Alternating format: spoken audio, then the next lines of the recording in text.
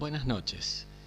En esta presentación con audio para la materia Introducción a la Estadística del segundo año de la Facultad de Ciencias Económicas de la UNE, vamos a desarrollar la unidad 10, que es Teoría Elemental de la Probabilidad. Ustedes ya tienen una presentación donde hay varios conceptos desarrollados en base a unos ejercicios distintos a los que tienen en el apunte, así que esta primera parte de la unidad 10 la vamos a desarrollar más rápidamente a fin de que puedan seguir la lectura del material y observen la otra presentación como para afianzar algunos conceptos.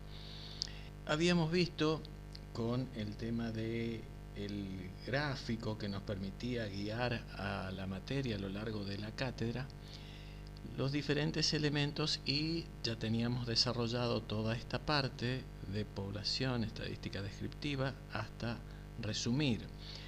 En este momento empezamos a desarrollar la segunda parte de la materia y comenzamos con probabilidad, que es la parte que nos permite de alguna forma unir lo que obtenemos con la muestra a la población, y entonces desde la muestra, a través del empleo de probabilidad, poder hacer inferencia estadística como estimación y decisión sobre la población.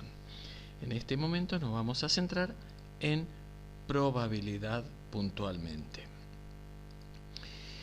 Definiciones de probabilidad: tenemos la definición clásica, la frecuencial, la axiomática y la subjetiva.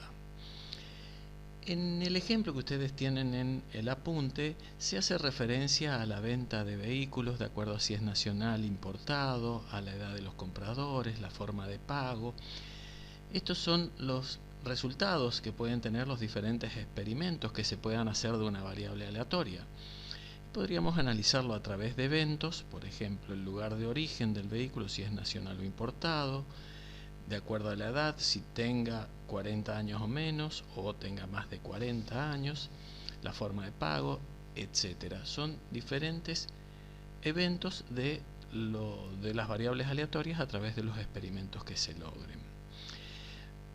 Vimos que se pueden representar estos eventos a través de lo que se conoce como cuadro de contingencia o tabla de contingencia, tabla de probabilidad, tabla de doble entrada, en el cual tenemos una variable con los posibles eventos de análisis de esa variable, en este caso en la fila la edad y en las columnas el origen, y armamos los respectivos valores. Esta es una representación de la probabilidad. La otra era a través de los diagramas de Venn o de los conjuntos, que nos permitía ver el conjunto A, el conjunto B y analizar si hay, cuando hay una unión, si hay intersección entre ambos conjuntos también. Podría ocurrir, como el caso de que sea nacional y, el caso de ver el tipo de vehículo y la edad, puede ser que ocurra un evento de intersección, o como entre que sea nacional e importado, no puede haber intersección entre esos conjuntos. Vamos por cada una de las definiciones. La definición clásica dice que la probabilidad de que ocurra un suceso A es igual a la cantidad de casos favorables sobre la cantidad de casos posibles. H es casos favorables, N es casos posibles. A esta probabilidad la llamamos P. La probabilidad de que no ocurra A o probabilidad de no A la vamos a llamar con Q, y resulta del cociente entre N, cantidad de casos posibles, menos la cantidad de casos favorables a suceso A. Entonces, N menos H sobre N, que quedaría 1 menos H sobre N igual a 1 menos P. Por lo tanto, la probabilidad de no A va a ser igual a 1 menos la probabilidad de A. Si hacemos pasaje de términos, podemos ver que la probabilidad de A más la probabilidad de que no ocurra A es igual a P más Q y es igual a 1. Por lo tanto, podemos ver que la cantidad de casos posibles, N, es mayor o igual a 1. La cantidad de casos favorables, H, se va a encontrar entre 0 y N, los casos posibles. Si H, cantidad de casos favorables, es 0, la probabilidad de ocurrencia de A va a ser 0. Entonces A el suceso o evento A se lo conoce como suceso imposible. Si la cantidad de casos favorables es igual a la cantidad de casos posibles, la probabilidad del suceso A va a ser igual a 1. Entonces a este suceso se lo conoce como suceso cierto. Por lo tanto, la probabilidad de ocurrencia de un suceso determinado A va a estar entre 0 y 1. Esa era la definición clásica. La frecuencial se basa en base a la experiencia de la realización de varias veces el experimento. Si por ejemplo tengo el origen de venta de un vehículo, tengo la primera observación, me dice que es nacional. La frecuencia de nacional va a ser 1 sobre los casos posibles, que son 1, es 1 sobre 1 igual a 1, la relación frecuencial. Si el segundo vehículo también es nacional, va a ser 2 sobre 2, va a ser igual a 1. Así hasta el quinto vehículo que se vende de forma nacional es 5 sobre 5, es igual a 1. El sexto vehículo vendido es importado, por lo tanto acá ya tengo 6 experimentos realizados con 5 casos favorables, entonces va a ser la relación frecuencial 5 sobre 6, 0,83. El sexto es importado también, va a ser 5 sobre 7, 0,71, después es nacional, Entonces voy viendo cómo va cambiando esta relación frecuencial a lo largo de los experimentos. Entonces, si lo vemos gráficamente, podemos ver que empezó con 1 hasta el 5 y después fue cambiando la relación frecuencial. Entonces podemos definir que la probabilidad de A a través del método de la definición frecuencial, la probabilidad de A va a ser igual al límite con n, la cantidad de experimentos tendiendo a infinito, de la relación entre la cantidad de casos favorables que se presentaron sobre la cantidad de experimentos realizados. Definición frecuencial. La axiomática, aceptando como axioma esas verdades o proposiciones que no necesitan una demostración, tiene 3 axiomas que dicen: el primero, la probabilidad de A es mayor o igual a 0. Si S es el conjunto de todos los eventos o sucesos posibles de la variable, desde A1 hasta n, la probabilidad de S es igual a 1. Y el tercer axioma, que es la probabilidad de A o B, es igual a la probabilidad de A más la probabilidad de B. Y la definición subjetiva, que depende de la experiencia del investigador, definirá cuál es la probabilidad de ocurrencia de un determinado suceso. Los sucesos excluyentes y compatibles, probabilidad conjunta y regla de la adición. Habíamos dicho, probabilidad simple es la probabilidad de un suceso A descrito con una sola característica, como ser la probabilidad de un comprador de 40 años o menos. También se la llama probabilidad marginal porque, si vemos en el cuadro de contingencia, estos valores de casos favorables se obtienen del margen de la tabla de contingencias. La probabilidad conjunta se aplica a un fenómeno que contiene 2 o más sucesos posibles, como la probabilidad de un comprador de auto importado y de más de 40 años. Tengo 2 características que definen. Los sucesos son excluyentes cuando la ocurrencia de uno impide la ocurrencia del otro, o, decir lo mismo, no se pueden presentar en forma simultánea. Por ejemplo, que un auto sea nacional y sea importado no puede ocurrir. Por lo tanto, el auto nacional e importado son 2 sucesos excluyentes. Los sucesos opuestos, nacional y no nacional, son excluyentes, pero no todos los sucesos excluyentes son opuestos. En este caso, se da que nacional e importado se da esa circunstancia. Un conjunto de eventos es colectivamente exhaustivo si uno de los eventos debe ocurrir. En este caso, si no es nacional, es importado. Por tanto, estas características a evaluar de estos sucesos son colectivamente exhaustivos. Si no ocurre, debe ocurrir el otro, sí o sí. 2 sucesos son compatibles cuando pueden ocurrir al mismo tiempo. Ejemplo, que sea nacional y el comprador de más de 40 años. Esta definición no indica que estos sucesos deban necesariamente ocurrir en forma conjunta. O sea, la compatibilidad se puede presentar o no. Cuando es factible que se presente, decimos que los sucesos son compatibles.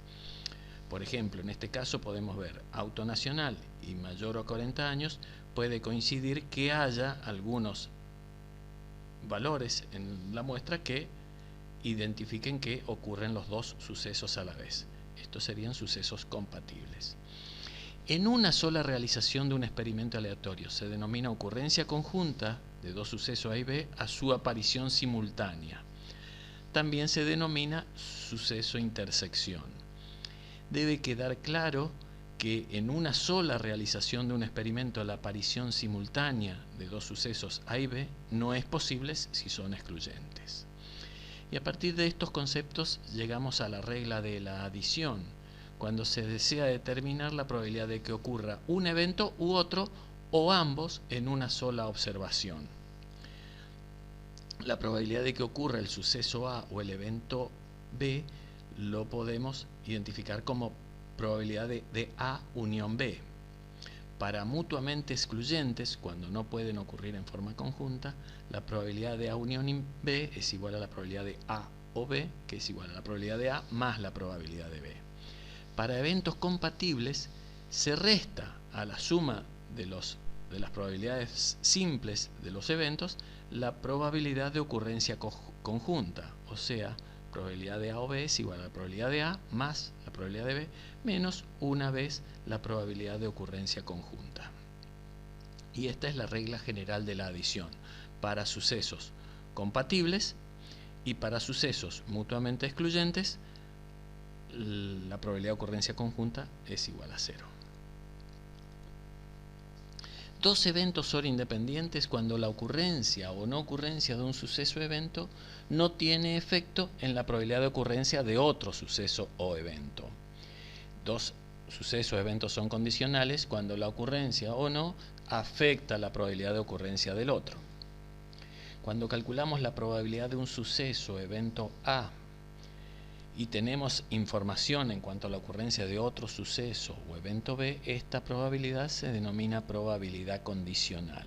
Simbólicamente se identifica con A barra B y se puede leer de diferente forma: el suceso A condicionado a la hipótesis de que haya ocurrido B, el suceso A dado la ocurrencia de B, o simplemente el suceso A dado B.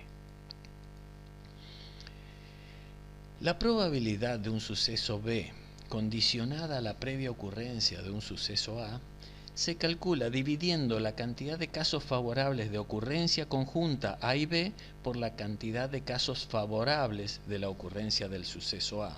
O sea, la probabilidad de B, dado que ocurrió A, es igual a la probabilidad de la ocurrencia conjunta dividido la probabilidad de ocurrencia de A. Si hacemos pasaje de términos, podemos ver que la probabilidad de A y B es igual a la probabilidad de A por la probabilidad de B dado que ocurrió A. O, del mismo modo, si ocurre B primero, la probabilidad de A y B va a ser igual a la probabilidad de B por la probabilidad de A dado que ocurrió B. Cuando para dos sucesos cualesquiera A y B, la probabilidad de A dado que ocurrió B es igual a la probabilidad de A, o que la probabilidad de B dado que ocurrió A es igual a la probabilidad de B, se dice que los sucesos son independientes. Dos sucesos son independientes cuando la ocurrencia de uno no modifica la ocurrencia del otro. De estos sucesos dependientes o independientes surge la regla general de la multiplicación. En dos o más realizaciones de un experimento, la probabilidad de que ocurra en primer lugar el suceso A, llamado A1, y en segundo lugar el suceso B, como B2, y ambos independientes entre sí, la probabilidad de ocurrencia conjunta de probabilidad A y luego B va a ser igual a la probabilidad de de A1 por la probabilidad de B2.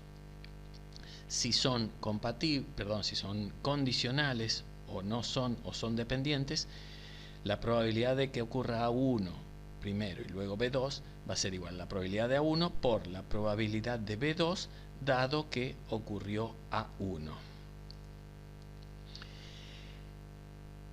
En esta circunstancia nosotros habíamos establecido de que ocurrió primero A y luego B. Si no se establece el orden en el cual se van a realizar estos experimentos, los sucesos, cómo se van a presentar, la probabilidad de A y B va a ser igual a la probabilidad de que ocurra primero A y después B, o de que ocurra primero B y después A. Entonces voy a tener la suma de la probabilidad de A1 por probabilidad de B2 más la probabilidad de B1 por la probabilidad de A2, suponiendo que los sucesos son independientes. Fíjense cómo ya podemos asociar la O con la suma y la I con la multiplicación.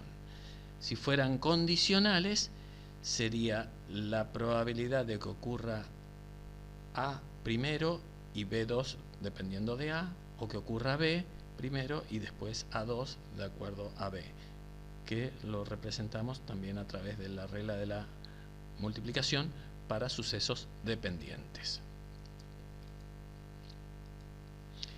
Si la realización repetida de un experimento genera sucesos independientes, sus probabilidades se mantienen constantes a lo largo de toda la serie de realizaciones. Si por el contrario los sucesos resultan condicionales, sus probabilidades variarán de realización en realización. Hay dos modos de determinar la independencia estadística. Los eventos A y B son estadísticamente independientes solo si la probabilidad de B, dado que ocurrió A, es igual a la probabilidad de B, o bien podemos decir que la probabilidad de B y A es igual a la probabilidad de A por la probabilidad de B. Es otro concepto de indicar que son independientes. En el muestreo de observaciones, si hacemos un muestreo con reposición, o sea, una vez que extraemos un elemento, volvemos a colocarlo, lo que vamos a lograr es que ocurran sucesos independientes, porque se mantiene la probabilidad. Si extraemos de una población finita, sin reposición los elementos, la probabilidad de los eventos sucesivos va a ir dependiendo de lo que ocurrió en el suceso anterior. Entonces tenemos sucesos dependientes. Cuando nosotros estudiamos una variable aleatoria, podemos trabajar con variables discretas o con variables continuas. En la distribución de probabilidad, nosotros vamos a ver que podemos tener las variables continuas, que vamos a trabajar con funciones de densidad, y en el caso de las variables discretas con distribuciones de probabilidad. Si ustedes ya van asociando lo que es distribución de probabilidad con algo que habíamos visto anteriormente como distribuciones de frecuencias, vamos a ver que la distribución de probabilidad de una variable aleatoria se determina. Una variable aleatoria es un suceso o evento numérico cuyo valor se determina por un proceso aleatorio. Cuando tenemos todos los posibles valores numéricos de una variable aleatoria xy y se le asignan los respectivos valores de probabilidad, ya sea mediante un listado o una función matemática, el resultado es una distribución de probabilidad. La suma de las probabilidades de todos los resultados numéricos posibles debe ser igual a 1. Los valores de probabilidad individuales pueden denotarse con el símbolo f de xy, lo que involucra el uso de una función matemática con p de xy igual a x, que advierte que la variable aleatoria puede tener varios valores específicos o simplemente con p de xy. Las variables aleatorias se pueden clasificar en discretas, proceso de conteo, continuas, proceso de medición. La distribución de probabilidad está constituida por el conjunto de todos los valores aleatorios de la variable xy asociados con sus correspondientes valores de probabilidad, desde P1 hasta Pn, tales que debe cumplirse la condición de cierre que la sumatoria de las probabilidades sea igual a 1. Cuando tengo distribuciones de probabilidad de una variable discreta, la variable puede tomar dentro de un intervalo solo algunos valores. Se simboliza con P sub i, El concepto de probabilidad tiene sentido en un punto y el cálculo de la probabilidad de P de xi igual a xu es igual a P sub u. Los gráficos que podemos representar en una distribución de probabilidad discreta son los de bastones, donde para cada uno de los valores de x de la variable aleatoria tengo su correspondiente valor de probabilidad. La condición de cierre es que la sumatoria de las probabilidades sea igual a 1. En una variable de tipo continua, dentro de un intervalo, una variable continua puede tomar cualquier valor, se simboliza con la letra f sub i o f de xi.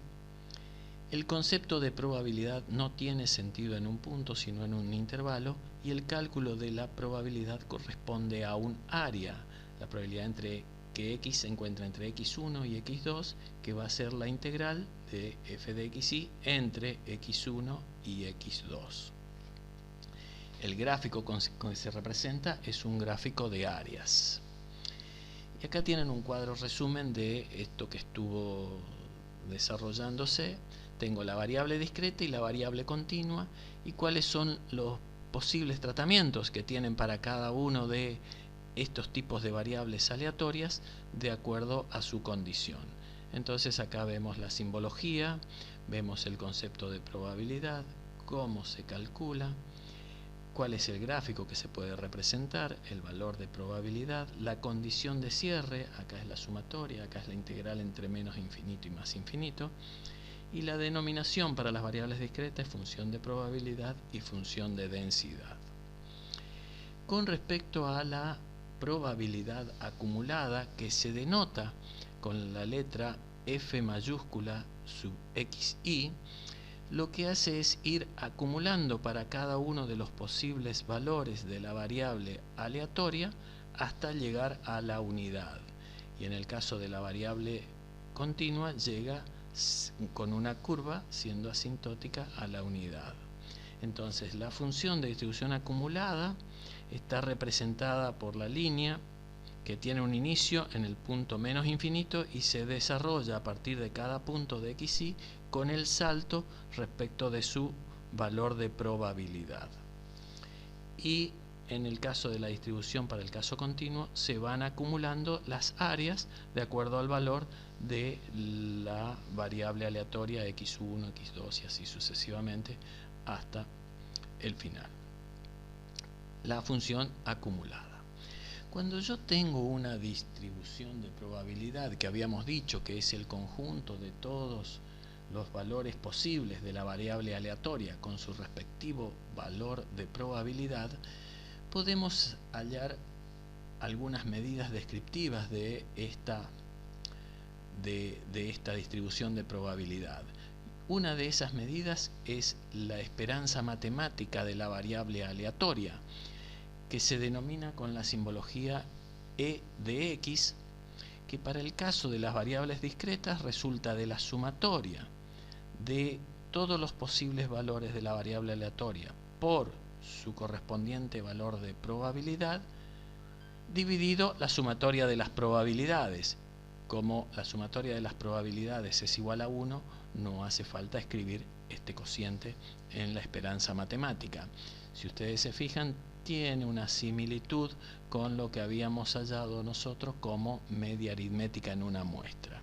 Y en el caso de las variables continuas es el valor de la integral entre menos infinito a más infinito de los valores de x por la función de densidad, cumpliéndose que la condición de cierre que de menos infinito a más infinito de f de x es igual a 1. Para la varianza de las variables aleatorias, vamos a ver que podemos decir que es parecido a lo que habíamos visto como varianza de las variables, perdón, en la distribución de frecuencias, donde tenemos la sumatoria de los valores de la variable aleatoria menos la esperanza matemática al cuadrado por su respectivo valor de probabilidad.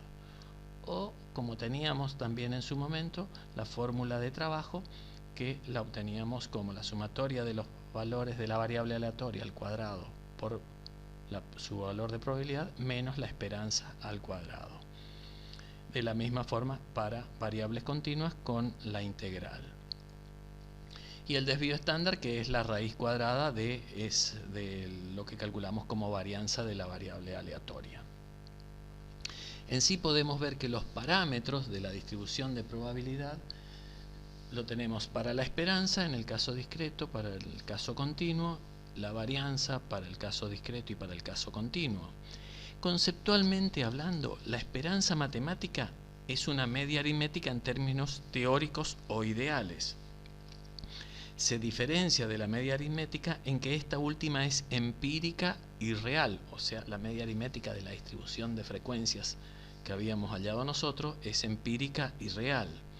Por eso puede efectuarse una distinción entre ambas, diciendo que la esperanza matemática se asimila a una media poblacional y la media aritmética a una media muestral.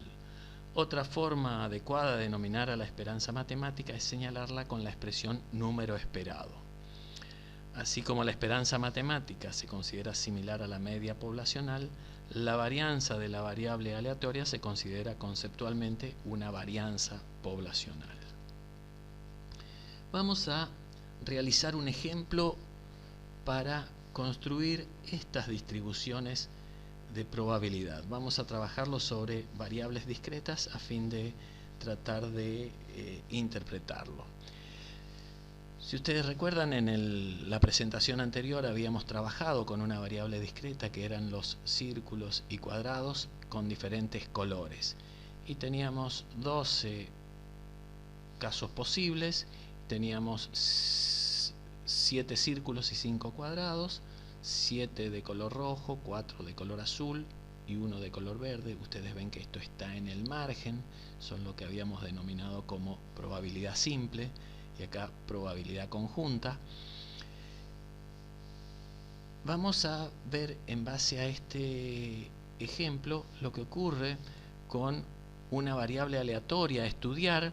Acá vamos a hacer como variable aleatoria a estudiar la extracción de 3 figuras y analizar sobre el suceso que sea de color rojo. Y vamos a trabajar con y sin reposición. Entonces vamos a llamar a los sucesos R, extracción de color rojo, no R, extracción de color no rojo.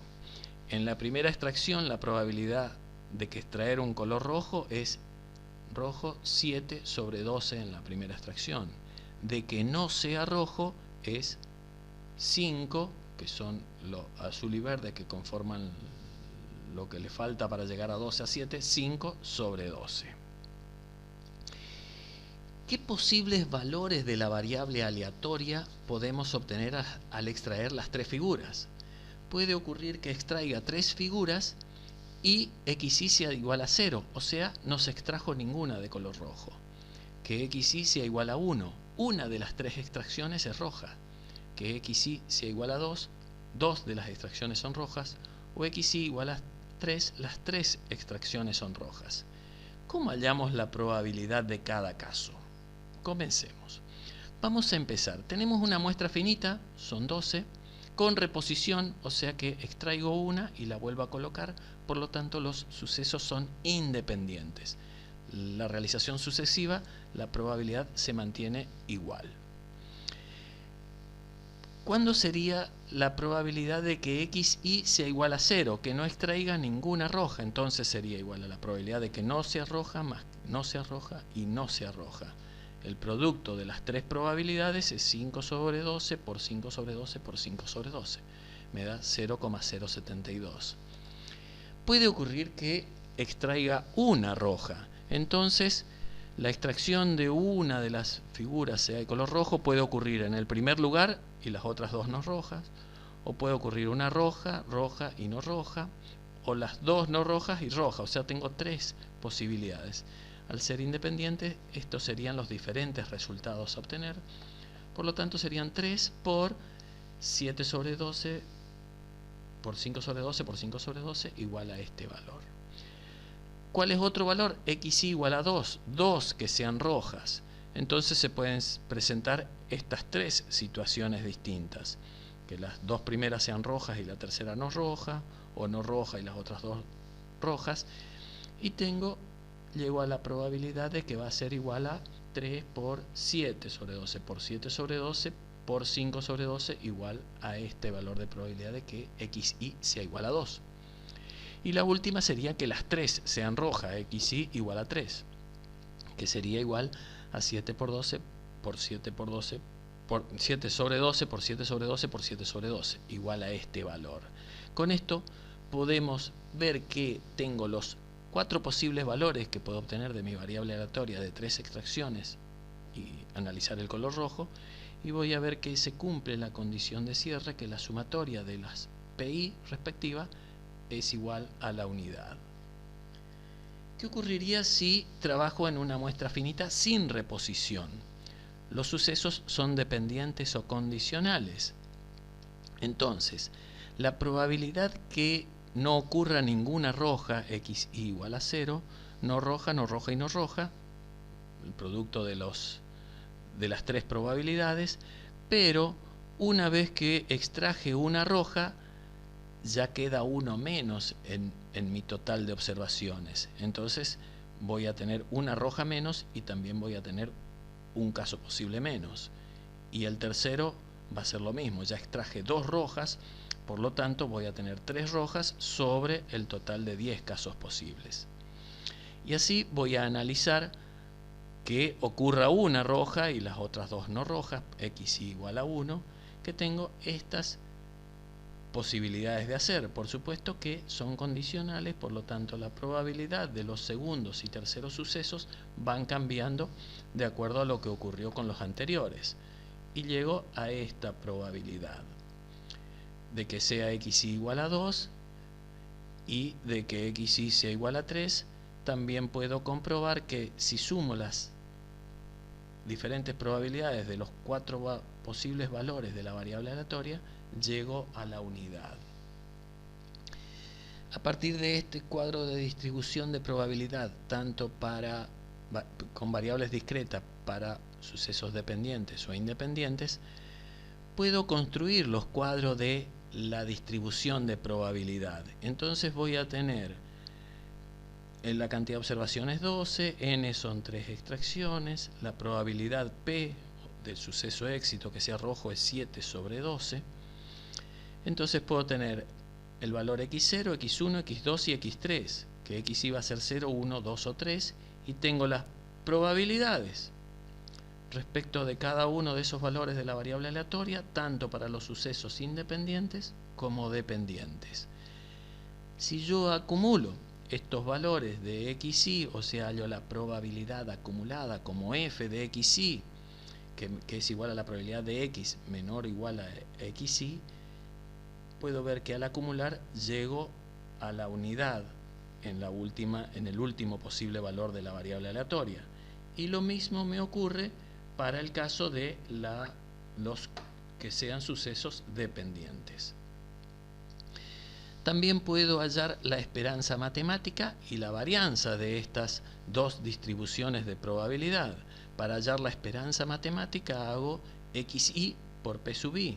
Entonces realizo el producto de cada uno de los valores de la variable por su respectivo valor de probabilidad para los sucesos dependientes o independientes, y puedo hallar la esperanza matemática. Entonces la esperanza matemática de extracción de color rojo en 3 extracciones es igual a 1,75 para el caso de las variables independientes, y es de 1,75 también para el caso de las variables dependientes. El número esperado de figuras rojas en 3 extracciones es de 1,75. Y también podría hallar la varianza. Hago el valor de la variable aleatoria xy al cuadrado por su respectivo valor de probabilidad. La sumatoria de esto me da 3,79 y 3,65 acá. Si a esta sumatoria le resto la esperanza al cuadrado, voy a obtener la varianza y puedo obtener el desvío estándar de estas variables, de estas distribuciones de probabilidad de las variables, en este caso 3 extracciones de color rojo. Y con esto damos por concluido la segunda parte de la teoría elemental de la probabilidad, quiero que tengan presente estos dos ejemplos que desarrollamos acá con variables finita con reposición y finita sin reposición, porque nos va a ser útil para encarar la próxima unidad, que son las funciones que nos permiten llegar a realizar estos cálculos a través de algunas funciones de probabilidad. Con esto terminamos. Hasta luego.